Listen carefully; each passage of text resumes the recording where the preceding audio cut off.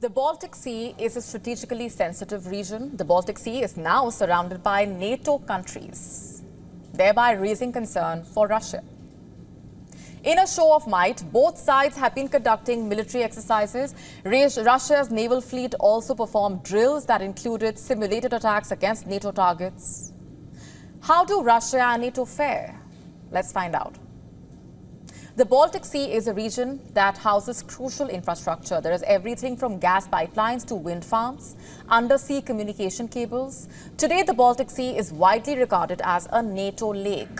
Owing to the geopolitical developments over the last few decades, more countries have aligned themselves with the NATO. The Russia-Ukraine war only accelerated this. At present, 8 of the 9 countries along the Baltic Sea are NATO members. The 9th country is Russia. And with so many NATO nations with adjoining territories, there are multiple advantages for the NATO bloc. Easy troop movement via land, easier control over the Baltic Sea, and much more. The Baltic region, in fact, is crucial for both Russia and the other countries. For Russia, the Baltic region ports like St. Petersburg and Primorsk are hubs for export of oil and import of essential commodities, including food. If not for the Baltic region ports, cargo to or from Russia would have to travel significantly longer routes. It's not just trade and commercial interests. Russia's military interests are also tied to the Baltic. Russia's Kaliningrad is a location that is sandwiched between NATO and European Union member states Lithuania and Poland. Kaliningrad, in fact, is Russia's only ice-free port that permits year-round operations in the Baltic. This month alone, there have been both NATO and Russian military drills in the Baltic Sea. The 21-day NATO exercise Baltops saw the participation of 20 countries. In terms of the deployment, there were more than 50 ships, 85 aircraft, approximately 9,000 personnel. Baltops drills have been conducted on a yearly basis for more than 50 years, in fact. And this year's have been the largest and most high-octane.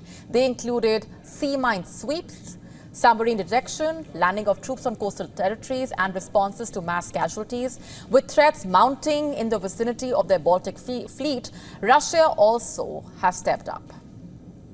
Russia's exercises included missile firings, torpedo launches, undersea warfare, GPS jamming, electronic warfare. The Russian military has conducted 2 drills this month alone. In recent times, Russia has learned some lessons the hard way. Despite not having a full-fledged navy, Ukraine's strikes against Russian warships in the Black Sea have been a rude shock. Ukraine has used everything from cruise missiles to unmanned explosive-carrying vessels and mines to challenge Russia. However, Russia is not backing down. Top Russian military leaders have mentioned plans to build a massive aircraft carrier, one that displaces around 90,000 tons and is propelled by nuclear power. Now, in theory, Russia wants to build aircraft carriers that are similar to the American ones. America operates a fleet of 11 aircraft carriers, all of which are nuclear-powered.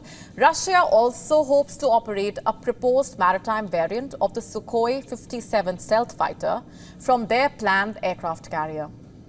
However, aircraft carriers take at least a decade to build, test, weaponize, and get battle-ready.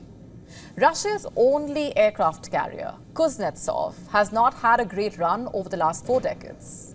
For the last 7 years, it has remained out of operation and has been undergoing refits.